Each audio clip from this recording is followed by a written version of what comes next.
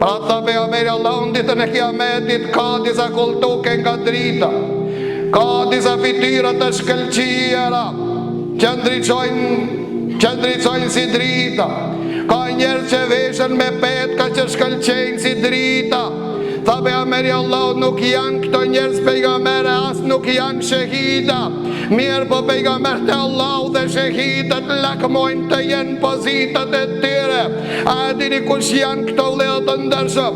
Njëri prej bedevinëve nda cakve ulgujza pranë pejgamberit Allahu dhe i tha, ja Rasulullah, këta njerëz nuk janë as pejgambere as shahida. Lakmojnë pejgambert e Allahu dhe shahidat të jenë pozitët e tyre. Tha po o filan, tha ja Rasulullah, na i përshkruaj këto, kush janë këto, si duken këto, çfarë veprojnë këto, çfarë flasin këto. Tha pejgamberi Allahu, tha këto janë me fise, me prejardhje të ndryshme. Nuk i lidh fare fisnia, nuk i lidh pasuria, nuk i lidh biznesi, nuk i lidh interesi. Këto janë ata që kanë prejardhje të ndryshme, nuk janë prej një fisi, janë prej fise të ndryshme.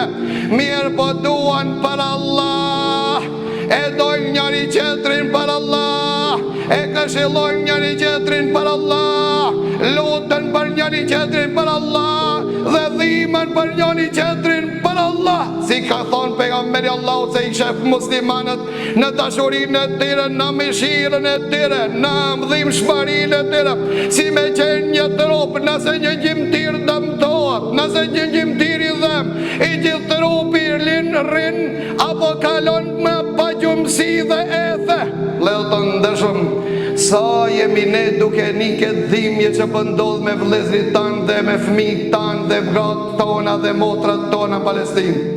Sa pa gjumësi ne kemi për ato që pëndodh për këtë mizori, këtë gjenocid të madh të 2 miliard ummet që shiqon. Se qëfar pëndodh me to, pazarlëqe të ndryshme, fjalë të ndryshme neve, për gëdhelë se na japin, ndërsa në tavolina vëllezër të ndryshme bojnë komplote, që e kanë shit gjakun e tyre, i kanë shit trupat e tyre, e kanë shitën në vendin e tyre.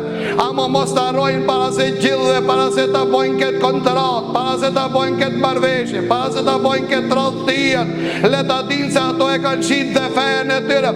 Ska mundësi muslimani të ekziston, ti thot Allahut azza wa jall, ti e maj madhi, e pastaj të thot që i du vëllezrit tanë për Allah, e mos të lëviz për to, mos të inatoset për to, mos të dhimet për to, mos të mëshiron ato, mos të lutet për to, për atë vëllezër të ndërshëm. A jemi si një trop si nga ka porosit pejgamberi Allahut? Nuk jemi për këtë arsye, këtë gjendje, jemi lusim Allahun azza wa jall, që Allahu azza wa jall gjendjen tonë Allahu ta përmison.